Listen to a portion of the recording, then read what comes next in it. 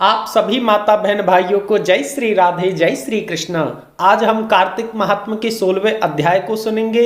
इससे पहले आप सभी मेरे साथ में बोलिए, हरे कृष्ण कृष्ण कृष्ण हरे हरे, हरे राम राम राम हरे हरे। आइए कार्तिक महात्म के 16वें अध्याय को सुनते हैं। राजा पृथु ने नारद जी से कहा, हे नारद जी, ये तो आपने भगवान शिव की बड़ी विचित्र कथा सुनाई है। अब कृपा करके आप यह बताइए कि उस समय राहु उस पुरुष से छूटकर कहाँ गया। नारद जी ने कहा, हे राजन, उससे छूटने पर वह राहु बर्बर नाम से विख्यात हो गया और अपना नया जन्म पाकर वह धीरे धीरे जलंधर के पास गया। वहां जाकर उसने शंकर जी की सब चेष्टा कही। उसे सुनकर जलंधर ने सब दैत्यों को सेना द्वारा आज्ञा दी। काल नेमी और शुभ निशुभ आदि महाबली दैत्य तैयार होने लगे। एक से एक महाबली दैत्य करोड़ों करोड़ों की संख्या में युद्ध के लिए आ गए। जलंधर शिवजी से युद्ध करने के लिए निकल पड़ा। आकाश में मेघ छा गए और बहुत अपशकुन होने लगे। शुक्राचार्य और राहु सामने आ गए।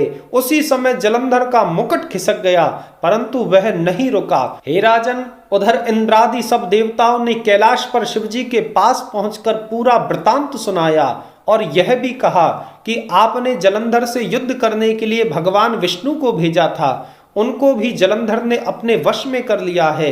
हे प्रभु, विष्णु जी लक्ष्मी सहित जलंधर के अधीन होकर उसके घर पर निवास करने लगे हैं। इसी कारण देवताओं को भी वहीं रहना पड़ रहा है।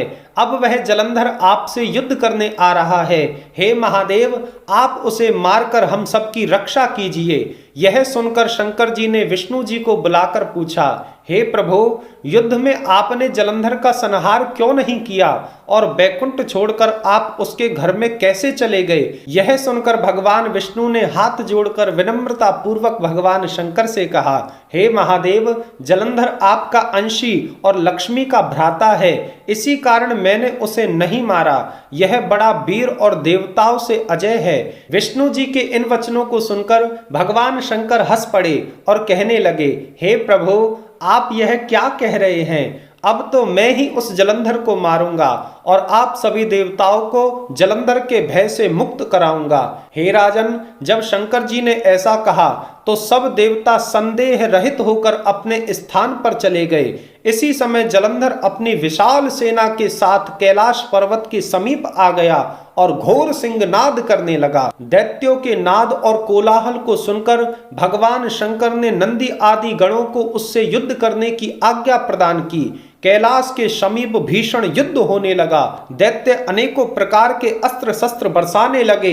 भेरी, मृदंग, शंख और वीरों तथा हाथी, घोड़ों और रथों के शब्दों से शब्दित हो पृथ्वी कांपने लगी। युद्ध में कटकर मरे हुए हाथी, घोड़े और सेना का पहाड़ लग गया।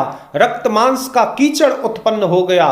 दैत्यों के गुरु शुक्राचार्य अपनी मृत संजीवनी विद्या से सब दैत्यों को जीवित करने लगे। यह देखकर शिवजी के गण व्याकुल हो गए और महादेव के पास जाकर सारा वृतांत सुनाया। उसे सुनकर भगवान रुद्र के क्रोध की सीमा न रही।